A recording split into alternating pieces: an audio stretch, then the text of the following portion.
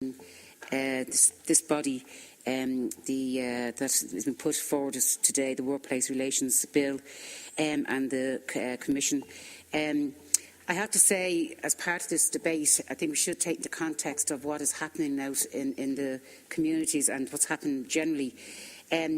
According to the 2014 version of the OECD Employment Outlook report, Ireland is the second highest percentage of low-paid jobs to the USA. Portugal has the lowest.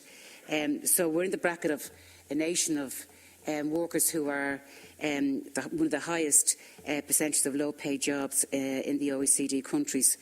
Yesterday was a World Day of Decent Work, where the Mandate Union had a dramatic has announced that there has been a dramatic reduction in the quality of employment over the past number of years.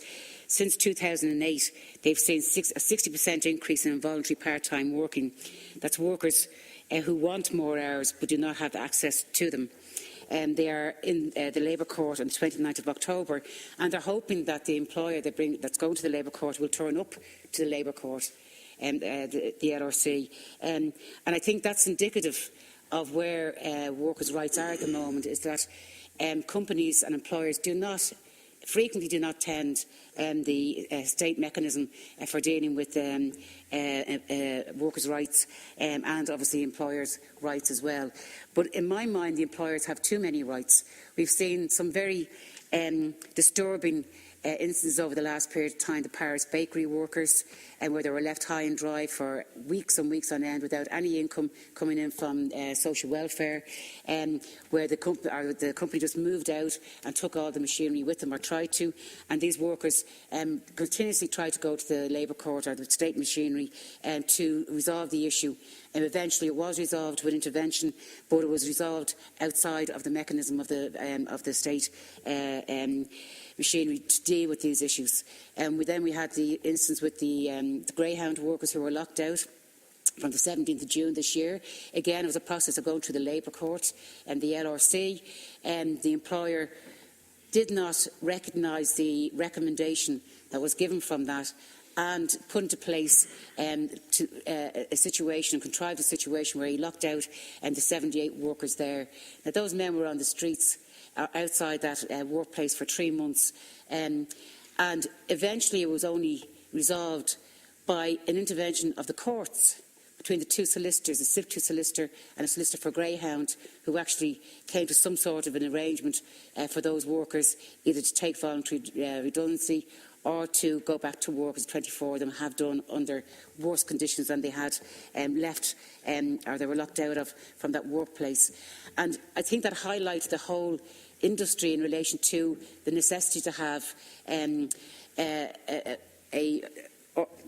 industry to be looked at from the point of view of work conditions, pay, how the industry operates, and to cut across the race to the bottom. And I don't know whether this Work Relations Bill has the robustness to actually deal with some of those issues around that dispute. And now we have another situation where 17 workers on the Kishogue site in Lucan, who are building a public school, community school, and 95,000 was paid to that contractor to do that job, and only 35,000 has actually been paid to the workers.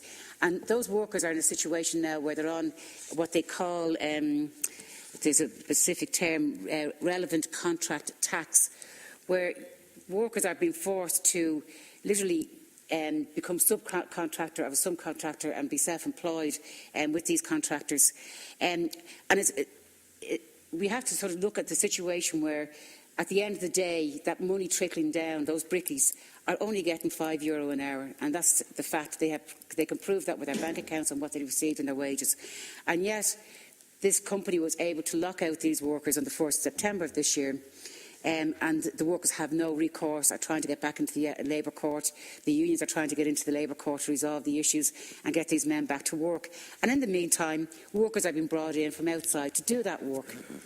Scab labour has been brought in, like how happened in Greyhound. And it's a very difficult situation for workers on a picket line to see that their work has been done by people earning less money than they should be. And this is a whole project was supposed to be about putting money back into the economy. I was talking to the workers there on Monday, and they said all the equipment, all the parts of the equipment, the concrete and the machinery are all being brought in down from the north. So there's no benefit to the local economy in relation to these public contracts being put out there. And we know that the pension fund has been raided for this. 770 only 2 weeks ago, 770 million was taken out of the pension fund to put into this project over the next period of time. Nearly 2 billion has been taken out of it.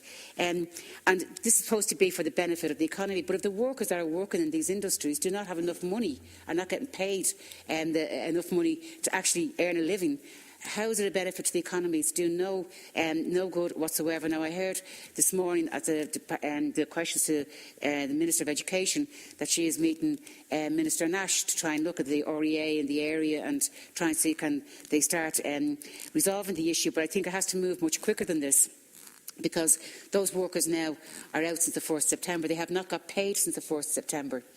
And they're in a very, very difficult situation for men who want to work, men who have been in Australia, had to leave this country not so long ago, and have returned home hoping to get work in the local economy again and get decent work in the local economy. They're being left stranded now for the last 5 weeks in relation to this. So I think that the legislation has to be much more robust. How can an employer going through with a union and a workers' representation unilaterally move to lock out these workers and sack them while the process is going on? And I don't think the legislation here is robust enough to deal with that.